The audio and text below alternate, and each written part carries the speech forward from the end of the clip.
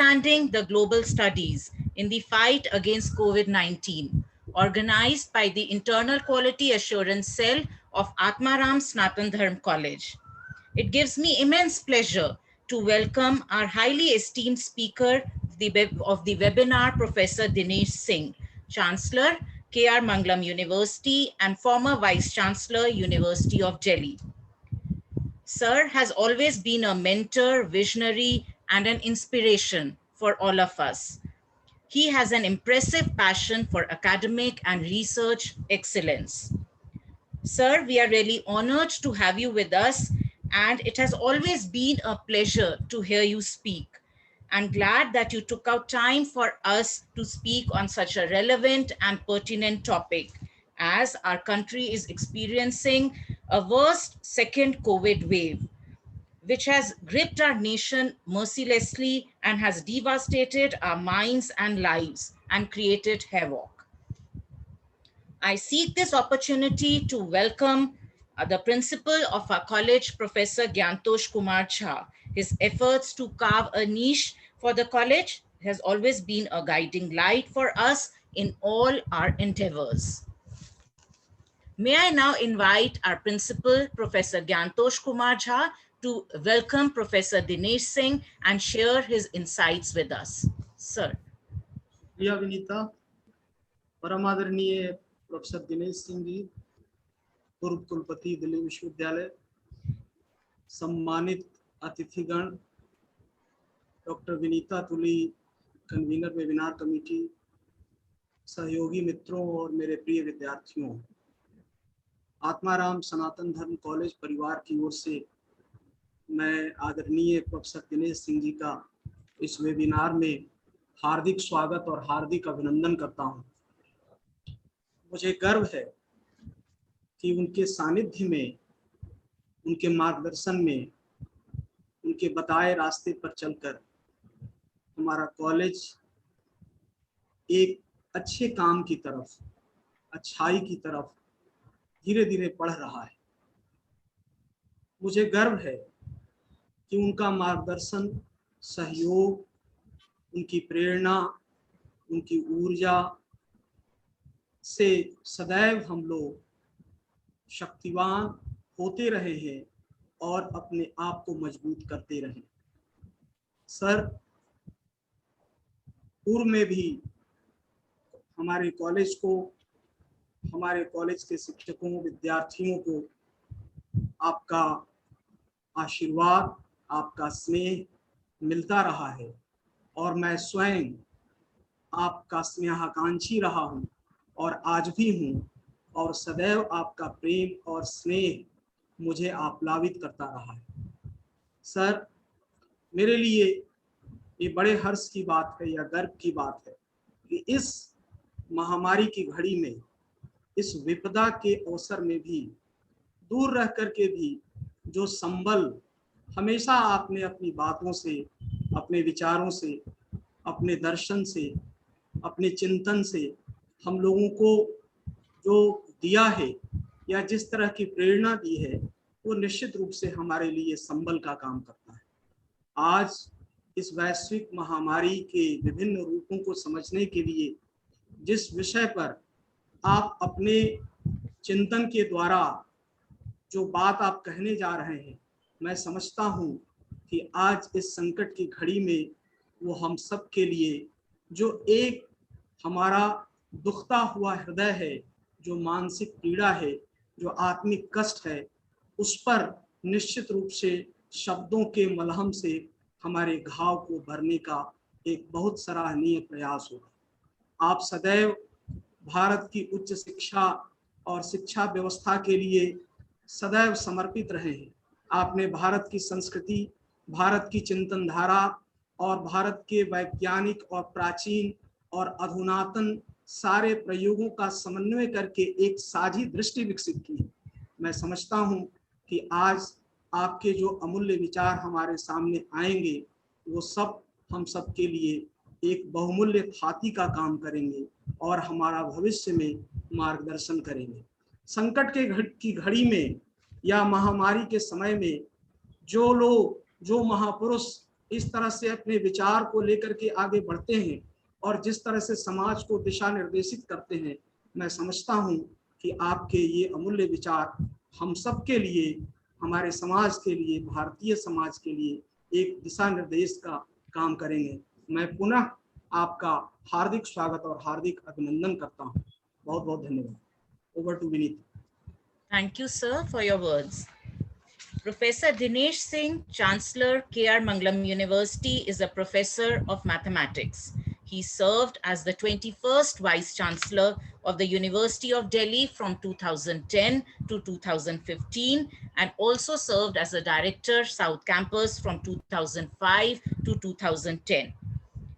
He is a distinguished academic consultant at the Middlesex University, London. He has been a distinguished senior fellow at the Advanced Hackspace at Imperial College, London from year 2015 to 18 and also adjunct professor of mathematics at the University of Houston. For his services to the nation, he was conferred with the Padma Shri, which is one of the highest civilian awards of the Government of India. He has been awarded with honorary doctorates by the University of Edinburgh, National University of Ireland, University of Houston, National Institute of Technology, Kurukshetra.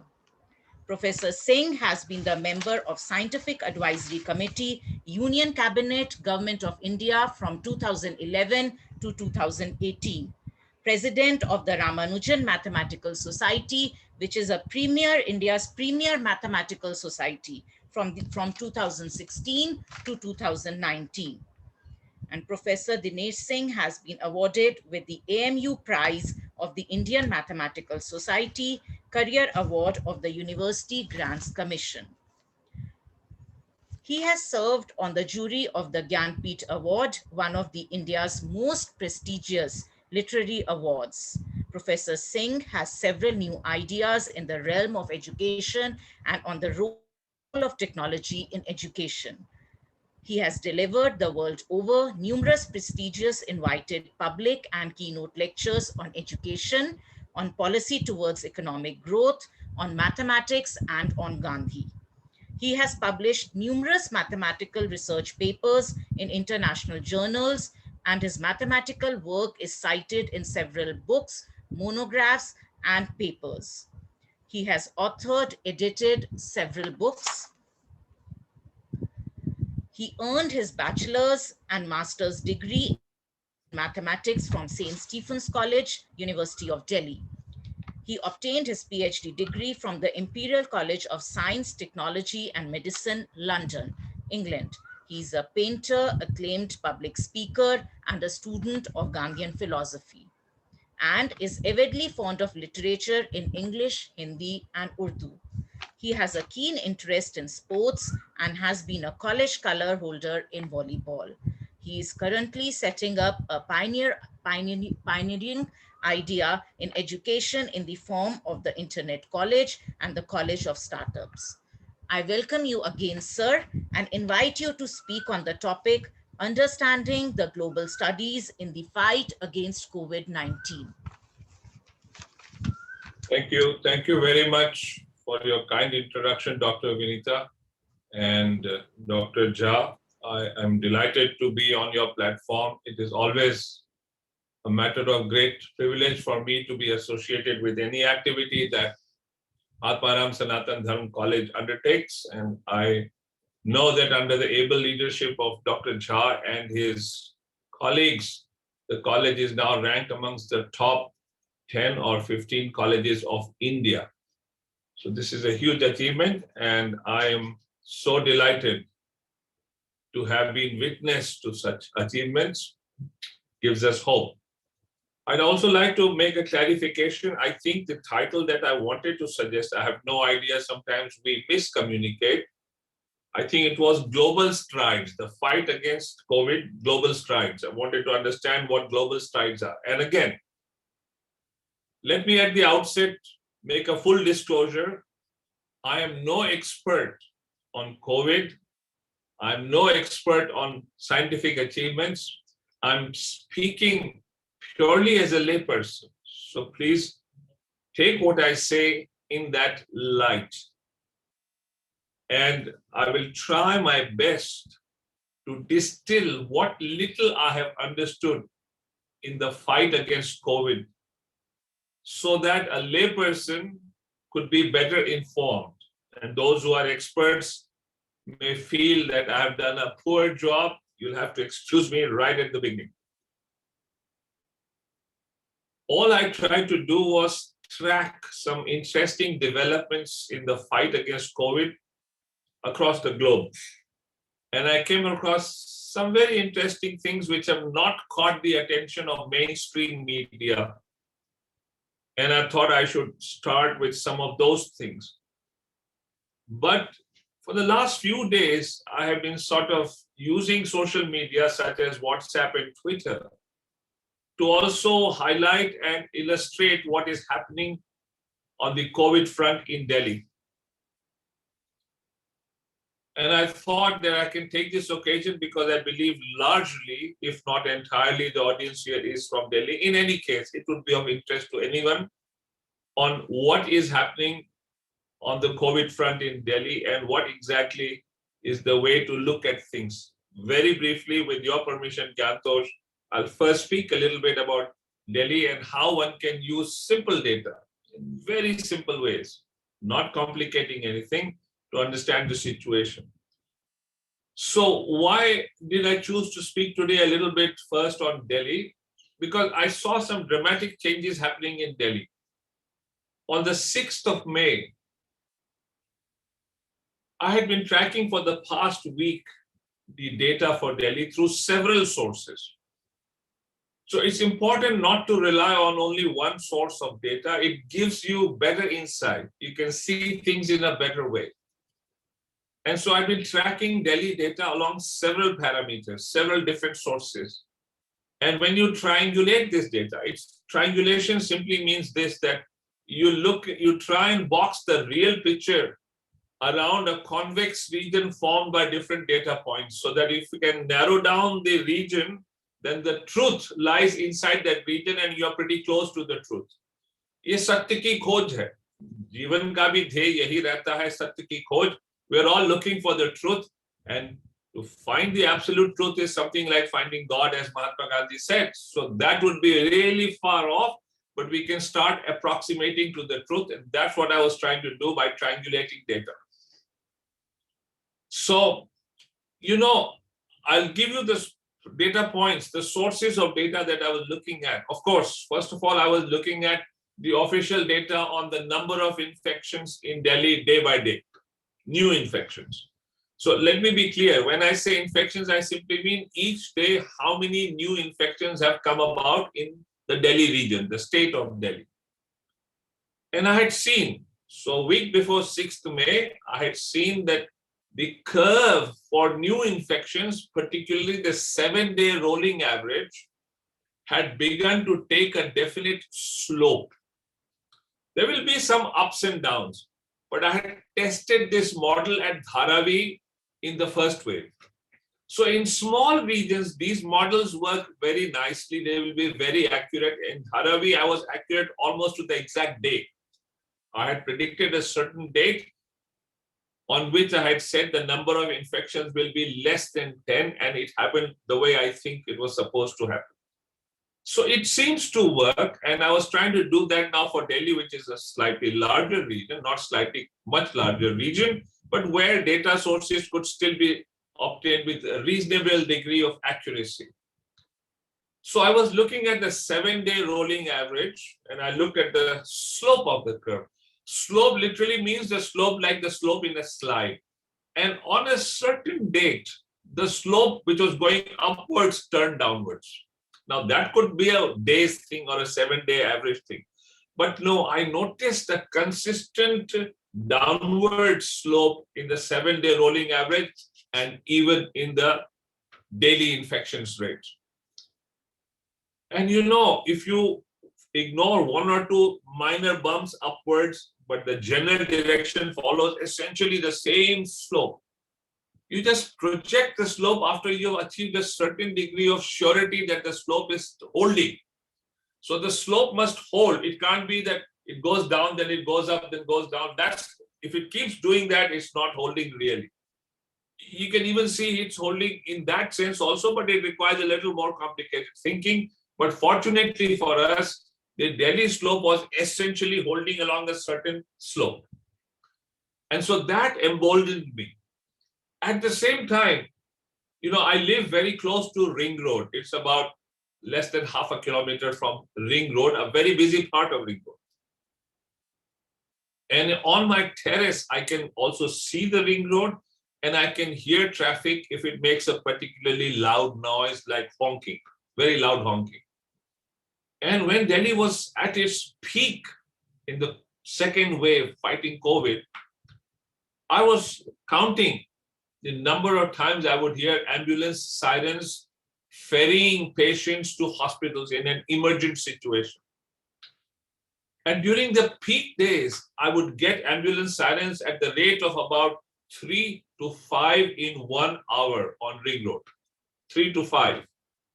So I'd say the average would be somewhere around 4 an hour. And then suddenly I noticed that they started declining. Even during the lockdown, sirens were still blaring, but after a certain time, they started declining.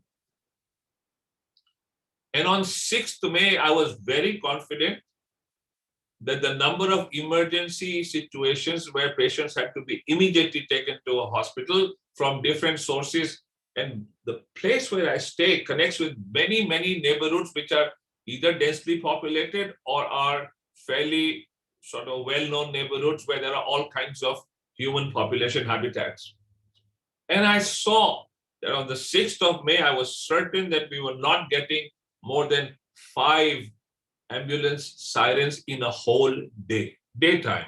I'm not sure what was happening in the middle of the night, but I was very certain that the night was not going to be very different because the pattern was holding. Not more than 5. And that has held for all these days. I also looked at simple other sources, and I urged teachers connected with any kind of studies, not just maths, not just statistics, to bring these everyday practical insights into our classrooms, into our drawing room discussions.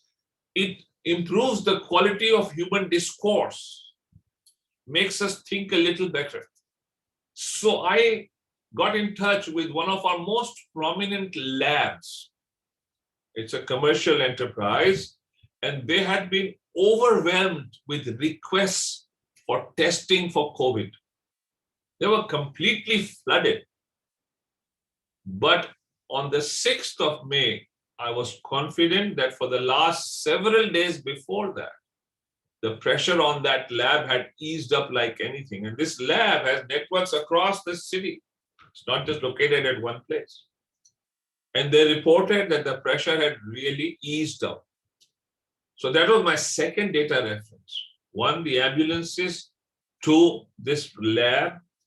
3, I looked at certain neighborhoods in Delhi, randomly chosen where I could connect with people. And I'll give you just one example. There are many that I was in touch with. So if you look at the Asian Games village, of course, that's a slightly upper class village neighborhood.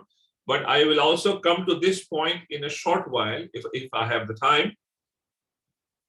Before the 6th of May, they had something like 156 active cases. And then they had begun to decline. And the decline was pretty sharp. In the last 24 hours, they've not had a single case.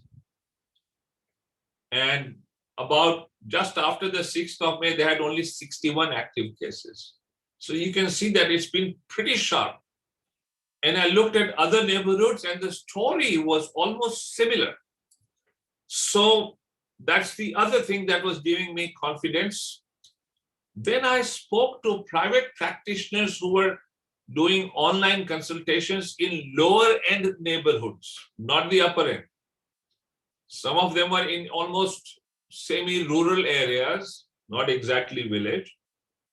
And they got back to me collectively to say on the 6th of May that for the week before that, they had seen on an average about a 60% reduction in the number of cases they were handling online.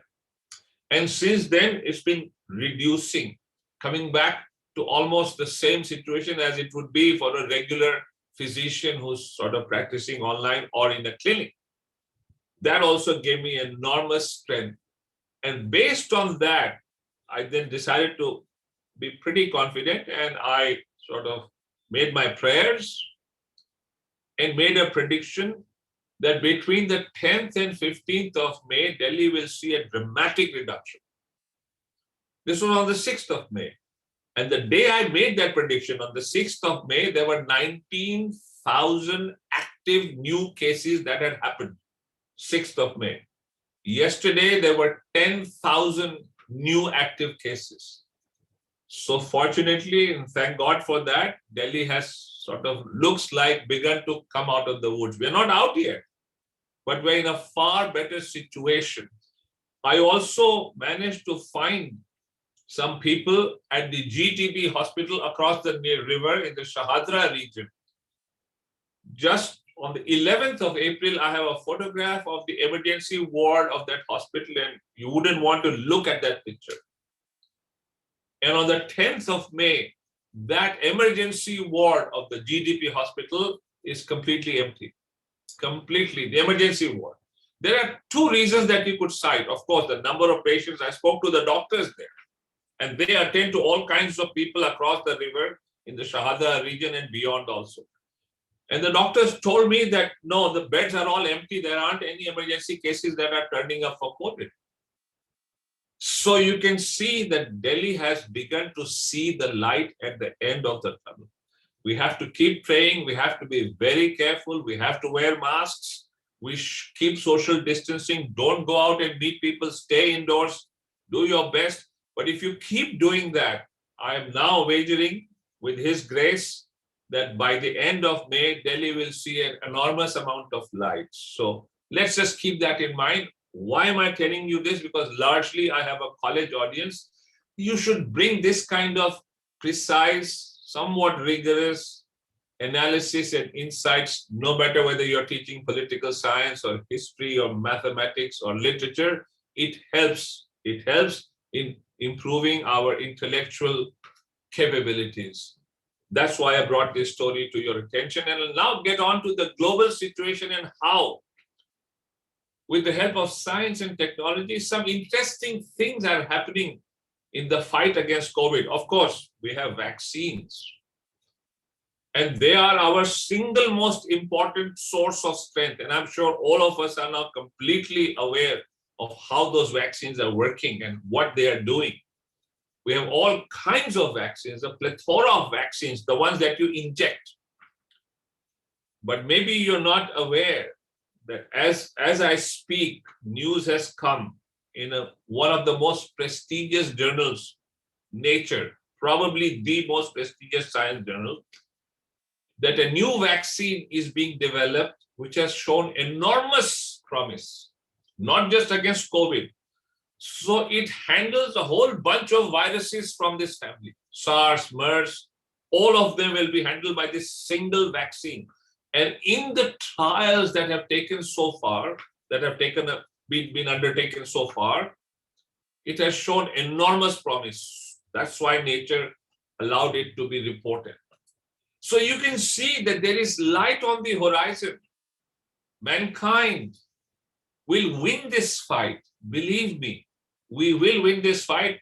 And I predict, once again, with His grace and with His strength, that by a year's time, when we meet again, if Jnanotosh remembers and wishes to invite a fraud like me, we can meet 1 year from now and mankind will have brought COVID very much under control. It may stay, as people say, for, like endemic situations and this and that, but it will no longer be a threat that we have had with it so far. I also want to draw attention to some very interesting things which are amazingly simple to think of. The ingenuity with humankind is trying to implement that in the fight against COVID is very interesting.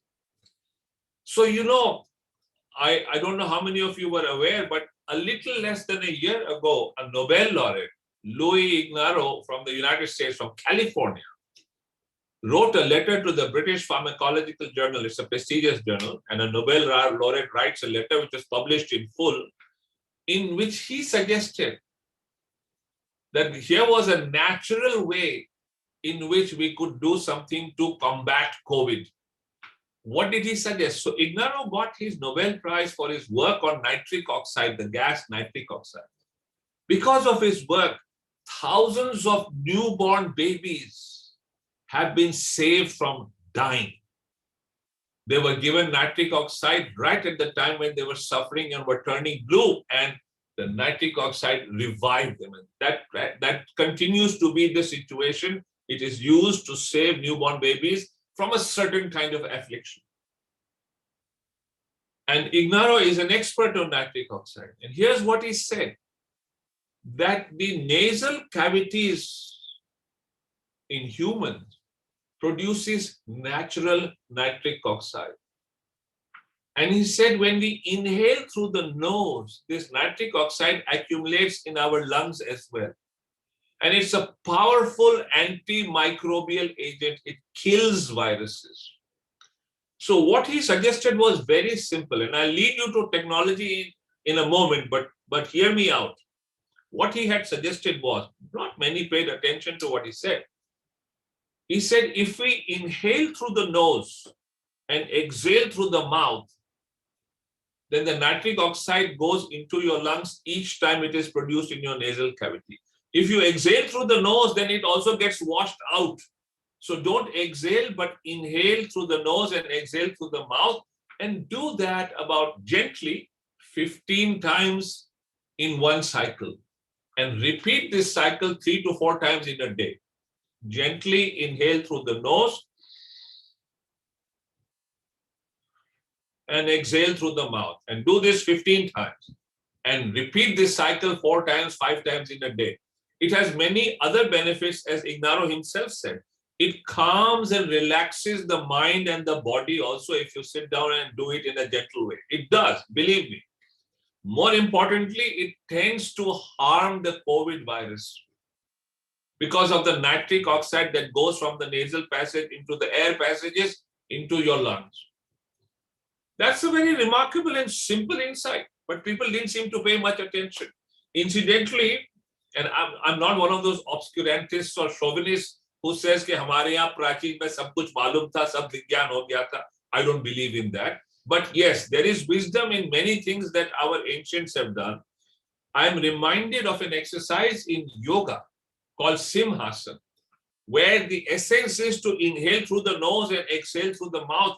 And it says that if you have kinds of irritations or beginnings of infection in your air passages and your throat, it kills that.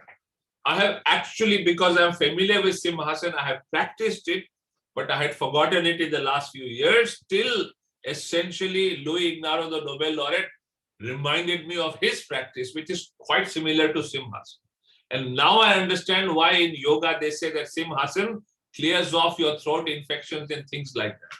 I understand that now pretty well. But here's something very, very interesting that happened. There's a biotechnologist from Israel who's essentially in Canada.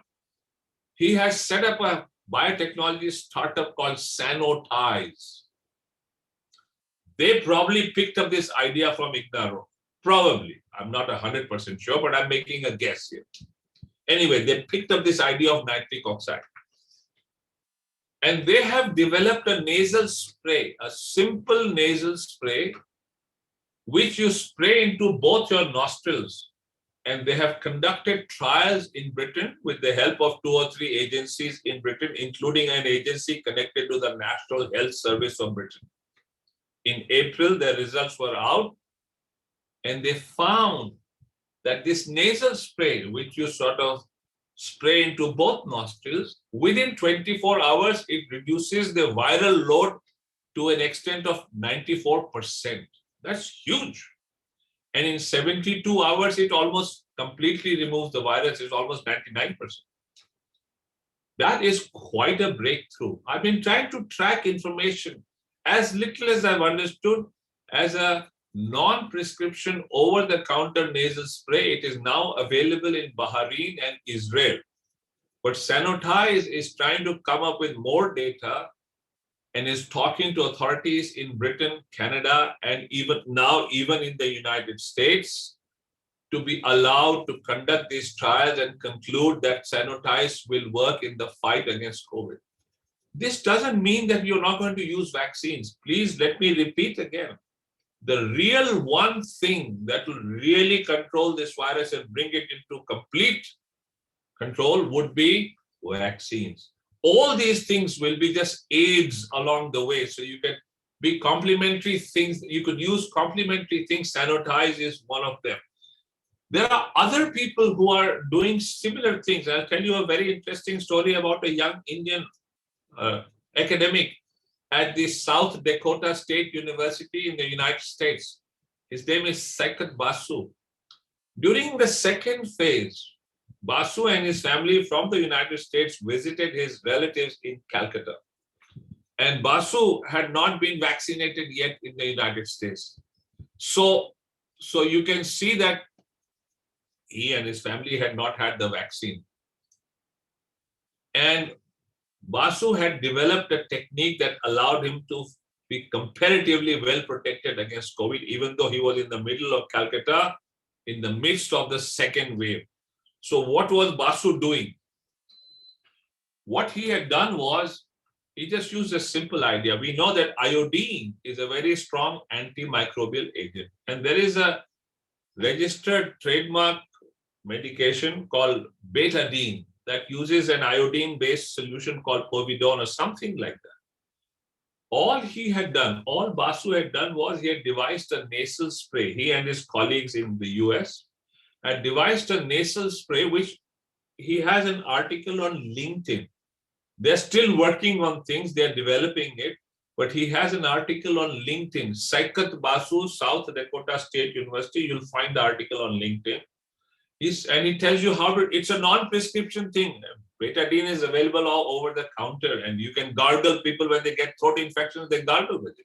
So all Saikat was doing was, he was inserting this spray bottle which had a certain solution based on iodine, the betadine solution, and he would spray it into both nostrils and gargle with it. Every day of his stay, 2 or 3 times in a day while he was in Calcutta with his family. Well, this is anecdotal evidence, but he went back with his family safe and sound. And it seems to me to make sense. Saikat is not to be taken lightly. He's an acknowledged scientist. And I think, as I have understood, they are developing this idea further. So these are things that tend to miss media attention and not sort of bring to the attention of the public. But these are useful things. And I believe from amongst the many things that I'm going to cite, some of these will eventually make their presence felt on the global horizon. There are other kinds of sprays that are being developed. By the way, I mean, Saikat's idea was also taken up, maybe not because of him, but by researchers in the United Kingdom and even in Singapore. And they had pretty good results with that. So it does work. And please do look out for this. I think once in a while, you should just sit down with your search engine, use Google or whichever engine you use, and try and look at this kind of data. And you will find interesting things that are happening in their own modest ways in this global fight against COVID. And as I've told you, make no mistake, vaccines are our biggest weapon. And I told you that the most recent news that has come today itself, published in Nature, that there is this new vaccine coming on the horizon, which will fight a whole range of these coronaviruses. And the results are very, very promising. So I have great hope over there. There's another kind of nasal spray that has been sort of developed in Argentina. So I have noticed that is comparatively not so well-known centers of science research. They're all working on these kinds of ideas. And I noticed that science has now established itself in good ways in many parts of the world. So Argentina is using a kind of nasal spray that comes from an algae. And that's also giving us very promising results. They took 394 people who were frontline health workers working in the ICU treating COVID patients. And they performed some trials with them using, of course, double-blind study. And they found that actually it seems this spray that they have developed using this algae-based solution, it brought the levels of infection down, it reduced them to 1% of the population. So it seemed to be, as opposed to the placebo group. So that also seems to be very, very promising. And so I think that's something we should look out for. There's another spray, nasal spray, that is now available to all of Europe and Britain over the counter. It's called Viralise. It's also an antiviral solution based on sodium. And you just spray it over into the nostrils, and it gives you fairly good relief. And if you do it several times, it gives you a great deal of protection. Once again, it's not a replacement for vaccines, but this is now available in all of Europe, online, and in England. You could go to a pharmacy, just buy the spray and start using it, keep it in your pocket as you move around. It provides good protection. It's not a surefire cure, but it has very good, very promising results. And I believe that people should start using such devices. I hope to God that they also come into India. I'm told reliably that Sanotize has tried to approach the Indian authorities and private companies, and it may well be that Sanotize and even Viralise may be available in India soon enough. There's another spray. That's a very interesting spray. It has been developed by a firm in Switzerland. That's also very promising. These are all nasal sprays, and that's what I'm sort of trying to bring to your attention today. This nasal vaccine uses, it's a vaccine, but it's sprayed in the nose, in the nostrils, and this uses a natural substance which is produced by the body. It's called HCLO, and don't ask me what all these things mean. These are technical biological terms. Suffice it to say that the toxicity of this concentrate that they use from the body that produces this substance is very little, and it is quite effective against the virus. And so watch out for it. In about 1 minute, it seems to clear the virus and all its mutant variations also. I mean, that's very, very effective. So this is being developed in Switzerland by this private company, and it has caught the attention of scientists in many parts of the world, even in the United States. United States have replicated the same results that the people in Switzerland have done. So there is a lot of promise with even this vaccine. In addition to all this, and I just wanted to tell you something, in addition to all this, I wanted to say that there is another simple yogic technique, which is very, very important.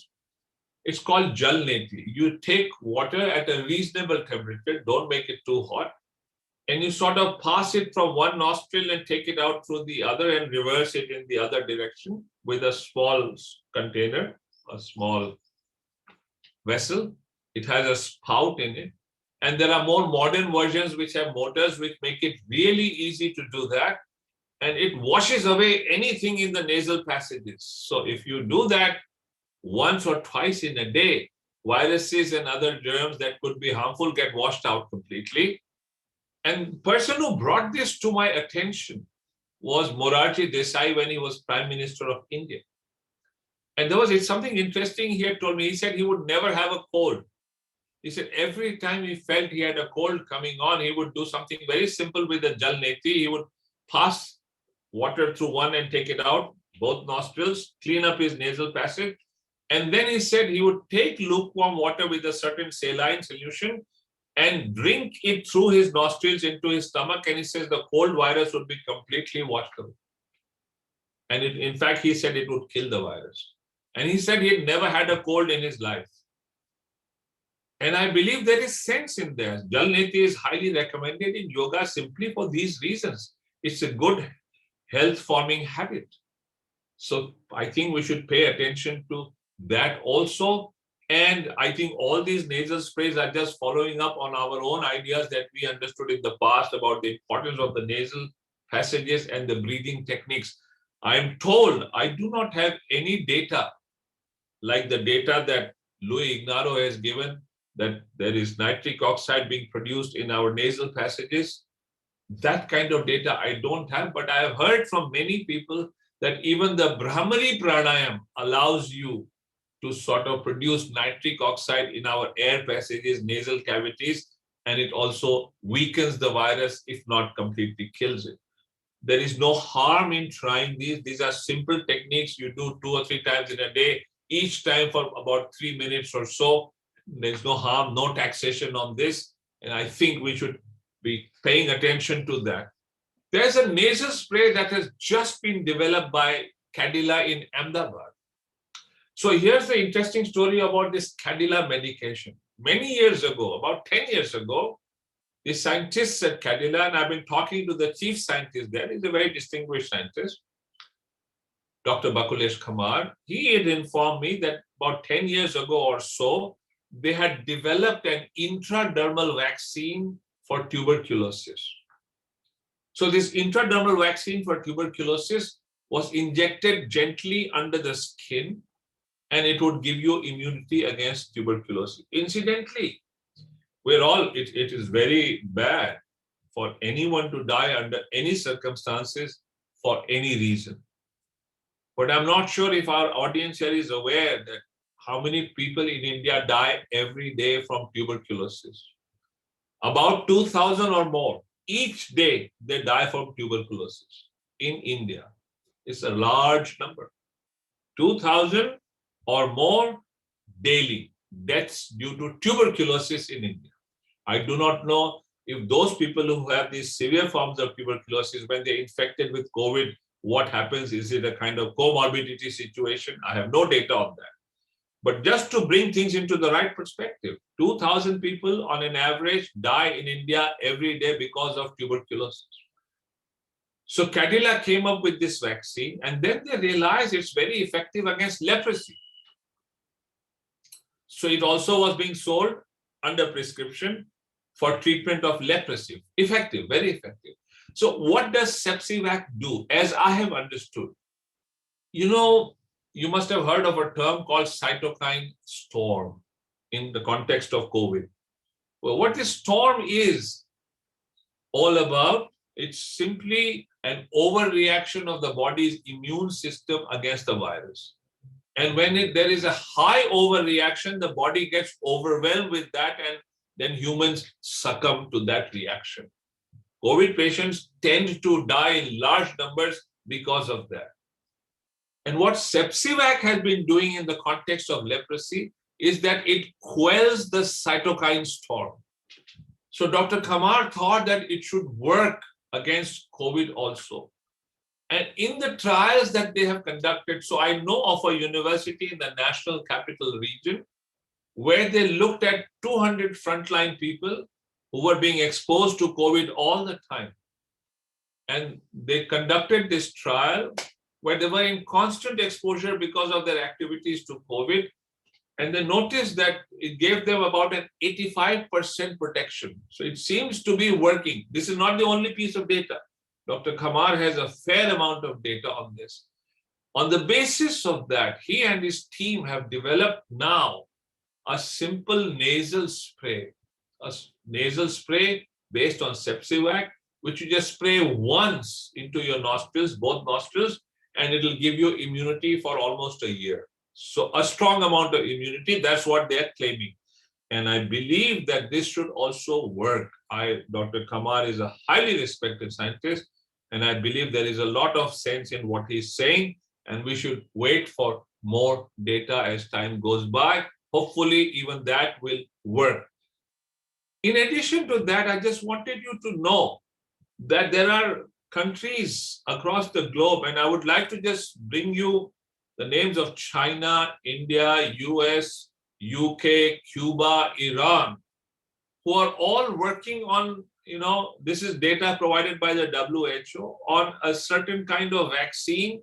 And these are various stages, and they're all looking pretty promising. It's not as dramatic as the one that has been reported in Nature, which I told you that I learned today. But still, they are in very interesting phases of their trials. And they are working on an immunoglobulin called IgA. which sort of gives you a good natural defense against COVID. And they have done remarkable work with that. So they're all in different stages, but the ideas are pretty ingenious, different ideas. Iran has a lab where they're conducting these trials. Cuba has its own lab. And these are serious scientists. The United States has, of course, many people working on these ideas. And in addition to that, I have noticed that the United States has a plethora of biotechnology companies which have put technology and artificial intelligence to good use.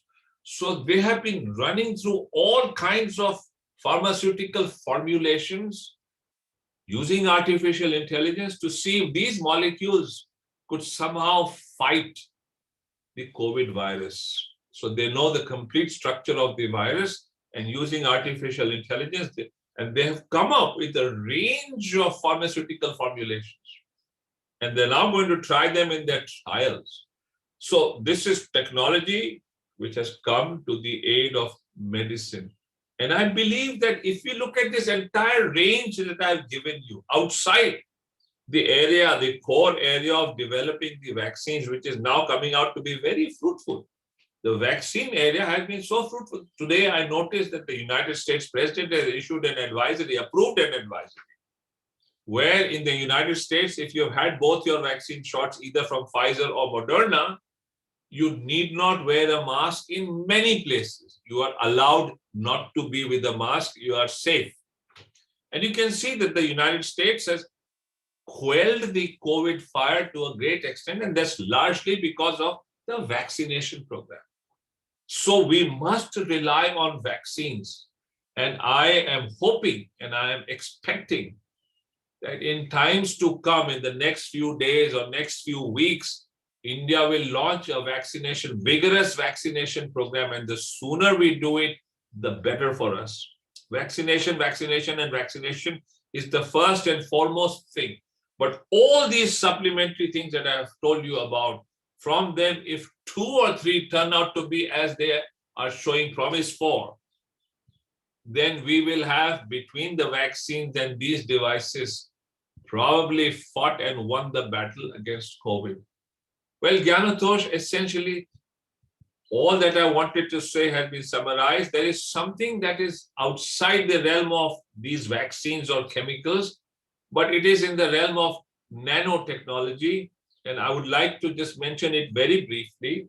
There is a substance connected with nanotechnology called graphene. And I am aware of companies in Canada, now in the US, and even an Indian startup that have made masks using graphene for the virus. In the test results that I have come across, and as little as I believe them to be true, these graphene masks, of course, there is a danger with graphene that sometimes it leaches. But except for a company from a certain country which was careless with those masks, all the other mask making companies have proper regular certifications from high-end agencies which tell us that the graphene usage that they have used, that they have employed, is safe and it does not leach or it does not harm. This graphene mask not only stops the virus, 99% and more. So it's pretty effective, but it also kills the virus. So this is a very interesting technology, just using graphene masks. And I noticed that this startup in India, and they claim that they are also now marketing in the US. So I believe that if they are successful, this would be a good protective device against corona. I think the effectiveness is about 99% against the coronavirus. Not only prevents it from entering your body's passages, it also kills the virus, unlike other masks. So I believe this is also a very promising development. Now, as I've been told, these masks are available in India. You could order them from anywhere, but do check out. I mean, don't just believe what I say. For your own sake, check carefully everything you have to, and let yourself be convinced by your own intellect, and then you take your decisions. But these masks are catching on, and not just in India, in other parts of the world also. Well, Gyantosh, I'm done with what I had to say. This is my version of those ideas which haven't got so much media attention as some of the major vaccines, but which I believe could possibly make a difference in the global fight against COVID-19. Thank you very much. Thank you, sir, for your knowledgeable and enlightening session. Now we come to the question answer session. Please, you can post your questions in the chat box. I'll take them.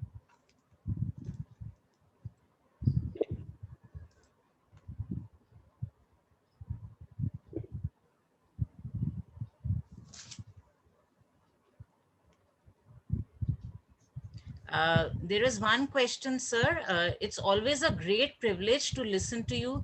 I just want to know which mathematical model is the best suited in case of COVID spread. There is no model as such. You just have to use a certain amount of data in an intelligent way. And it is my feeling that to model India would be very difficult. However, for the sake of the audience, I've been tracking the Indian data for COVID. I've been looking at the rolling averages and the daily infections. And I don't want to make any predictions, but the curve has turned from going upwards, it has begun to go downwards. Let's pray it's flattening and it's probably reducing also. Let's just pray that it continues on a downward slope. And I think that what we need to do is have good, reliable sources of data, not just from the data that we find on our websites, but use data from different sources. But you must be careful that that's reliable data. You have to use reliable data. India is a vast country. To map India through a data lens is not easy. But I have reason to believe that the Indian story on COVID is going to get better from now, even though we will keep hearing all kinds of sad stories, all kinds of tragic occurrences. It's going to happen. You know, I noticed even in the Delhi situation in the first wave and even now, that from the time the number of infections start going down, and even if they go down dramatically, like May 6th, there were 19,000 and yesterday there were only 10,000. So it's a dramatic reduction. But the number of deaths doesn't go down immediately. There is a time lag because these are people who are infected, just a few days ago, and it takes time to develop, then they die. God forbid that happens, but it happens. And so the number of deaths will not go down as the infections go down. There's a time lag of about 10 days. But my belief is that in June, India will see far better days. And let's all pray for that. Thank you, sir. Now we have a next question from Vasu. There has been a serious issue of vaccine hesitancy, especially in parts of rural India. How we as youth can play a role to prevent this myth and successful vaccination drive in India? Let me tell you something. There is nothing better than data. You convince people by citing the data of United Kingdom. They were in a bad situation, almost as bad as India's, till they started vaccinating. And you see a dramatic reduction. Now things have eased up. My friends in the UK now go to pubs, they go and meet their neighbors, they get together for small gatherings. Do you see the dramatic difference? And they did only one thing really. They were following all other practices, masks, this, that. But the dramatic change happened only, and it happened in 2-3 months. Why? Because they started a vigorous vaccination program. And what vaccine are they using? The same Covishield vaccine that we are using in India. So believe me, it's really that if you can get down the data for UK, the data for USA, and show them, even Portugal and countries, other places where you can find good, reliable data, that they were in a bad situation until they started vaccinating, and then suddenly they are in a good situation. They lead almost normal lives. Then you will convince people. If you just keep telling them, no, get vaccinated, it's good for you, they're not going to be convinced. Tell them 2 dramatic stories. When I was a child, each year, all of us children used to get vaccinated with the smallpox virus vaccine. Each year.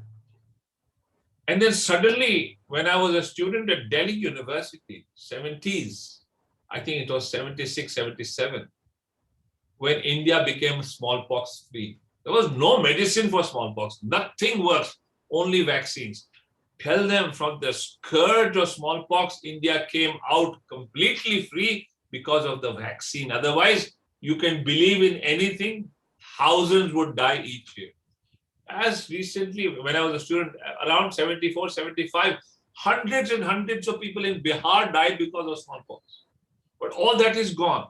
Similarly, polio.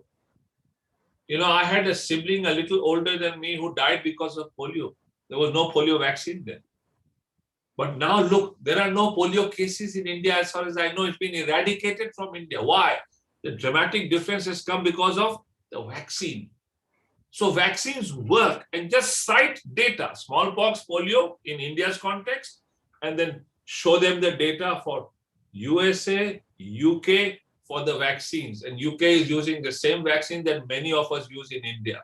And I believe that's the only way you can convince people to get vaccinated.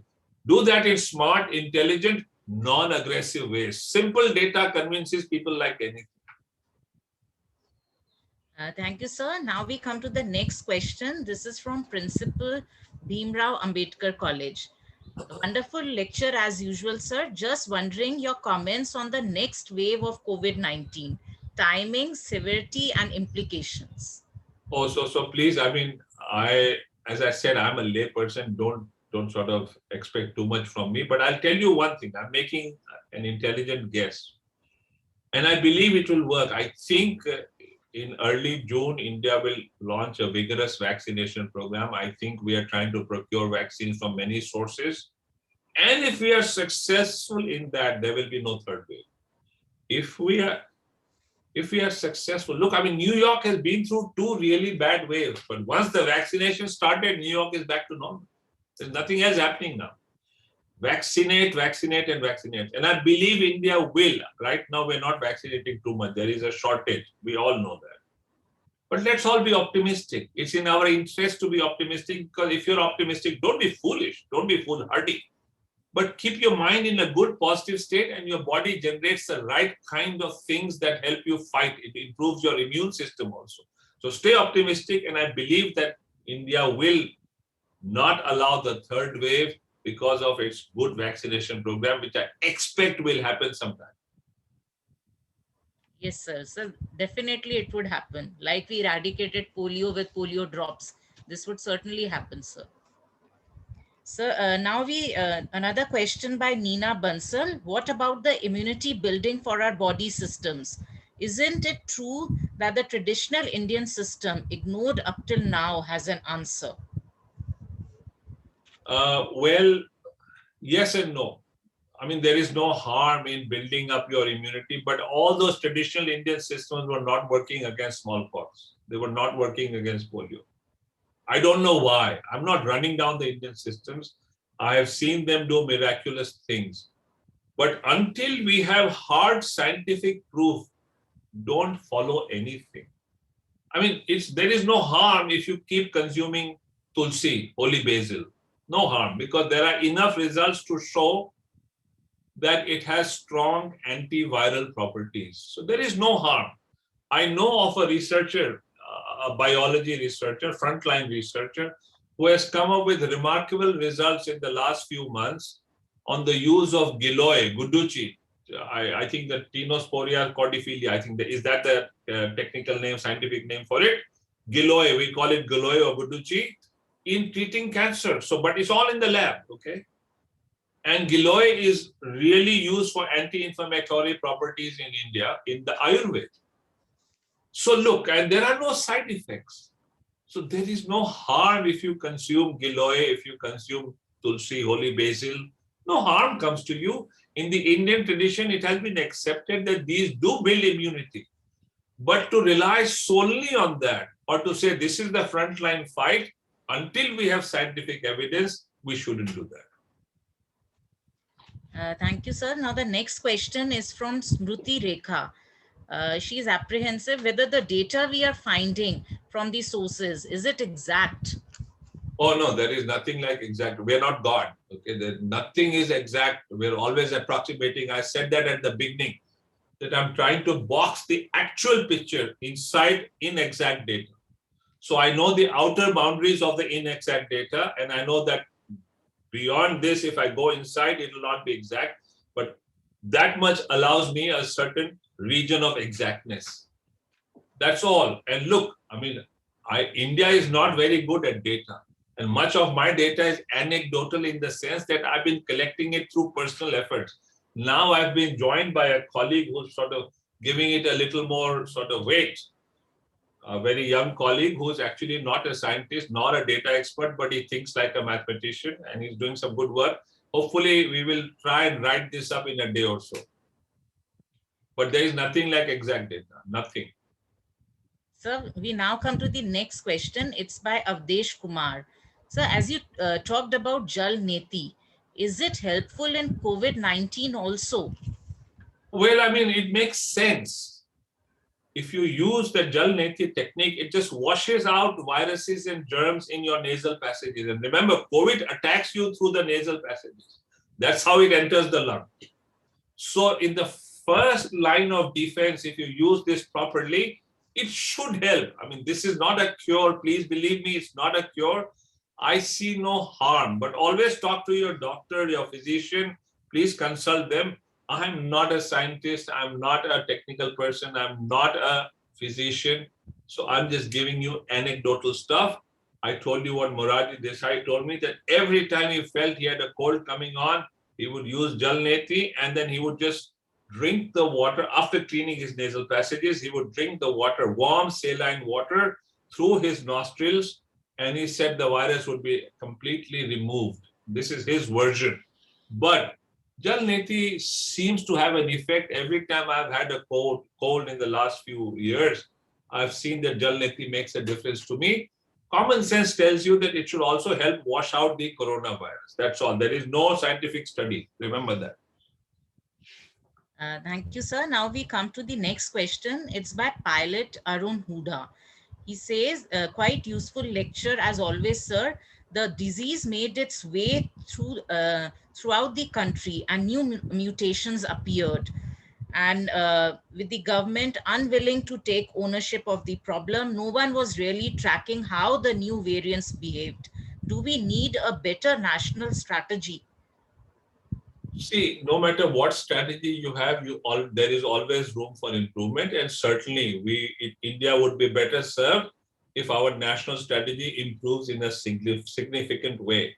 And I'm hoping, I pray for the well-being of my nation, like all of you.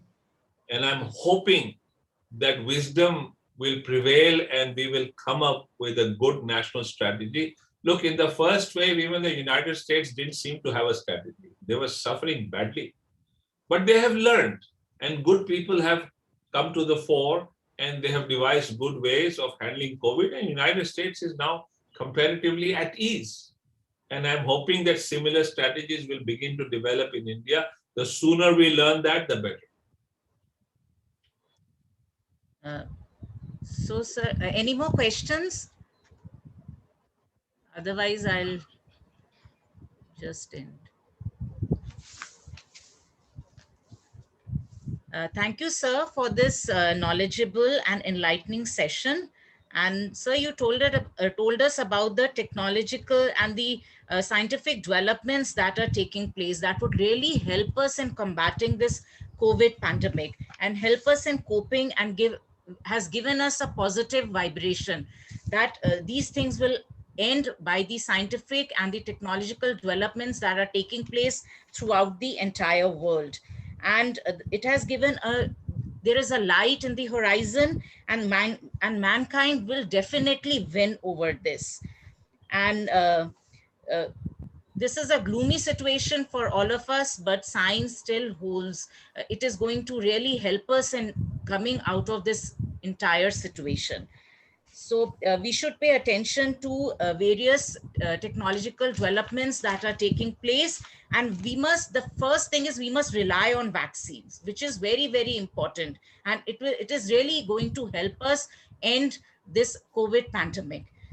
And you have, sir, tracked interesting developments that are being taking place in the COVID front, in science and technological front. Thank you, sir. Sir, now I invite Principal, sir, for the vote of thanks. Thank you, Vinita. Yanatosh, with your permission, can I just say something? Because I noticed. Sir, please. Sir. I just noticed a question here about how to safeguard children. As little as I know, vaccines are being modified, or the same ones are now being sort of tested on children. And hopefully, in the next few weeks or months, we will have vaccines for children above 12 at least. But children must always be kept in a protected environment. The virus seems to affect everyone. I don't think small children should wear masks. Apparently, it's not good, but consult your doctors. Keep them protected. Don't allow them to be exposed, and give them good immunity boosting, diets and stuff like that. And I think, things like amla and tulsi and haldi and those things, if the children, children cannot easily like these things, but I'm told that you can get tulsi and amla in capsules so they can easily swallow them. Even turmeric is available in capsules. Keep them protected. I'm hoping that at least for children about 12, there might be vaccines very soon on the horizon. Thanks, Gavin. Please go ahead. Sorry for interrupting. Thank you, sir. जैसा कि हर बार sir को सुनना तो एक सुखद अनुभूति होती है, और जिस तरह से सर ने कोविड के बदलते स्वरूप और उसके पूरे वैश्विक स्तर पे और उसका अध्ययन डेटा के सहारे और विज्ञान और तकनीक और डिफरेंट जो रिसोर्सेज रिसर्च हैं उसके सहारे हम सबको बताया, मैं समझता हूँ कि हम सबके लिए बहुत लाभदायक है।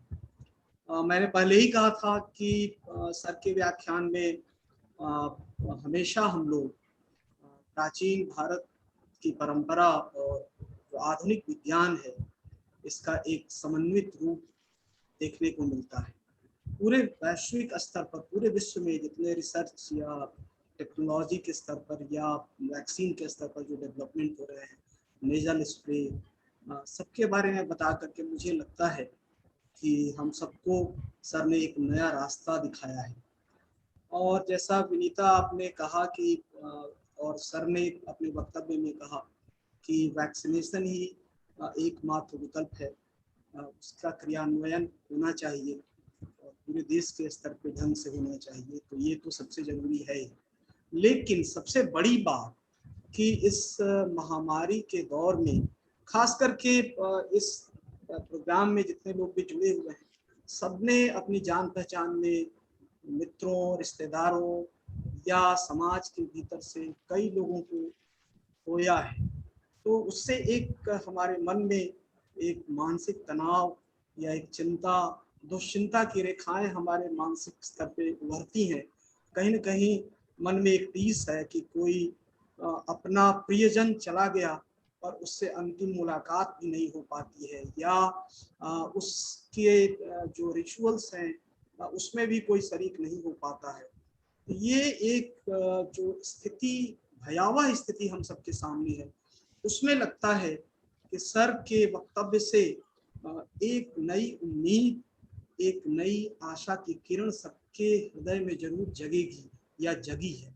मैं समझता हूँ कि मुझे तो इससे बहुत प्रेरणा मिली, और हमेशा सर को सुनना एक उत्साहवर्धक, ज्ञानवर्धक और प्रेरणादायक होता है, स्फूर्तिदायक होता है, और आज भी मैं वैसा ही महसूस कर रहा हूँ। हम सब लोग जिस मानसिक दौर से गुजर रहे हैं उसमें इस तरह के अध्ययन और इस तरह की बारीक ज्ञान की आवश्यकता है। मैंने सर का जो प्रेडिक्शन था दिल्ली के बारे में, जो उन्होंने बहुत पहले किया था, आज से 2 हफ्ता पहले, उसको देखा था, और उसके बाद ही मेरे मन में विचार आया कि सर का कोविड को लेकर के कराना बहुत जरूरी है। और सर से जब मैंने बात की और जिस सहजता से सर आपने हमारे आमंत्रण को स्वीकार किया और वैश्विक स्तर पे इस महामारी को लेकर के जो आपका अध्ययन है, जो डेटा के सारे जो बातें आपने सामने रखी हैं, हम सब के लिए बहुत मूल्यवान है, ज्ञानवर्धक हैं। और इस कार्यक्रम में बहुत कॉलेज के हमारे सम्मानित प्रिंसिपल्स जो प्रोफेसर्स डिफरेंट डिपार्टमेंट्स के, दिल्ली यूनिवर्सिटी के, उसके बाहर के वैज्ञानिक, रिसर्चर्स, सब लोग मौजूद हैं। मैं आप सबका, शिक्षकों का, विद्यार्थियों का तो शुक्रिया करता ही हूँ कि आप निश्चित रूप से जो आज का ये विचार और उद्बोधन और ज्ञान भरा उद्बोधन मिला है, उसको हम आगे समाज में प्रसारित करेंगे। और मैं अपने कॉलेज के यूट्यूब चैनल पे तो इस लेक्चर को डालूंगा ही, अभी फेसबुक पे लाइव भी है ये लेक्चर। तो मैं सबसे पहले कॉलेज की ओर से, हम सब की ओर से, मैं अपनी ओर से, हमारी टीम की ओर से मैं सर का बड़ी विनम्रता पूर्वक हाथ जोड़ करके आभार व्यक्त करता हूँ, कृतज्ञता ज्ञापित करता हूँ कि समय समय पर जब भी आवश्यकता पड़ी है, हम संकट में हो या सुखद स्थिति में हो, सर का स्नेह, आशीर्वचन मुझे और मेरे कॉलेज को हमेशा मिला है और वो आज भी कायम है। दूर से ही सर की ये एक प्राकृतिक देन है कि उनकी लंबाई और उनके हाथ बड़े लंबे हैं और उनके दूर से ही उनका आशीर्वाद और उनका संबल मुझे मिल रहा है और हम सबको मिल रहा है। दूर रह करके भी इस महामारी की स्थिति में उन्होंने हम सबका हाथ थामे रखा है और अपने ज्ञानवर्धन और ज्ञानवर्धक विचार से हम सबको उद्बोधित करके जो प्रेरित किया है, मैं समझता हूँ कि ये प्रेरणा और ये उत्साह और एक उम्मीद, सर आपने बीच में कहा था कि 1 साल बाद अगर ये वैक्सीनेशन चला तो मैं कहता हूँ कि सब बिल्कुल ठीक होगा। लोग आज हमारी बात पे यकीन नहीं करेंगे, लेकिन हम सब लोग आपकी बात पर यकीन करते हैं और हम सब यही चाहते हैं कि भारत से ही नहीं, पूरे विश्व से ये महामारी शीघ्र विदा हो, खत्म हो। और ये मानवता की मांग है, ईश्वर से हम सब प्रार्थना भी करते हैं। तो आपके इस सुनहरे वक्तव्य के लिए, आपके ज्ञानवर्धन वक्तव्य के लिए, आपके उस उद्बोधन के लिए, आपकी इस प्रेरणादायी विचारधारा के लिए हम सब पुनः आपके प्रति कृतज्ञता ज्ञापित करते हैं और उम्मीद करते हैं कि जब आगे भी आपका मार्गदर्शन और सहयोग, समर्थन, आशीर्वचन हम सबको प्राप्त होता रहेगा। मैं पुनः इस वेबिनार में उपस्थित सभी लोगों का कॉलेज की ओर से हार्दिक आभार व्यक्त करता हूँ, धन्यवाद ज्ञापित करता हूँ। बहुत बहुत धन्यवाद। Thank you very much, Gyantosh. बहुत बहुत धन्यवाद. I really enjoyed this. Thank you so much. Thank you, sir. Thank you, sir.